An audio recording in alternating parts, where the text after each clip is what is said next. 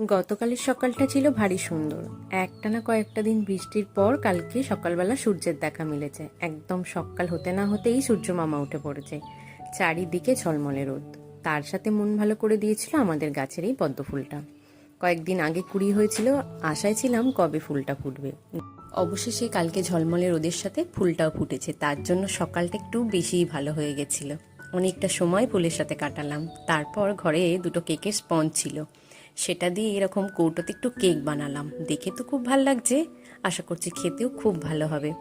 অনেক কাজ পড়ে আছে, এখন সময় নষ্ট করা যাবে না। কিন্তু মাঝে মাঝে রান্না করার ফাঁকে ফাঁকে গাছটাকে একবার দেখে যাচ্ছি। যখন এই হাওয়া দিচ্ছে তার সাথে ঝলমলে রোদে ফুলটা এত ভালো লাগছে, মাঝে মাঝে ভাবছি যদি ঝরে যায়। যাই হোক, কাজ গুছিয়ে এখন বেরিয়েছি বাপের বাড়ি যাব। আমার মায়ের বাড়িতে রথের পুজো হয়, সেই কারণেই যাওয়া। যতই রোদ থাকুক বৃষ্টি পড়ুক, বাবার বাড়ি এলে সব এই সমস্ত উপেক্ষা করেই যেন আসা যায়। যতই কালকে রোদ থাকুক তার সাথে সুন্দর হাওয়া দিচ্ছিল বলে অতটা কিছুই কষ্ট হয়নি। আর আমাদের এই রাস্তা দিয়ে যেহেতু শ্রাবণ মাসে জলযাত্রী যায় তারকেশ্বরে বাবার কাছে জল নিয়ে, সেই কারণে এখন রাস্তার দুধারে জলযাত্রীদের জন্য দারুণ ব্যবস্থাপনা।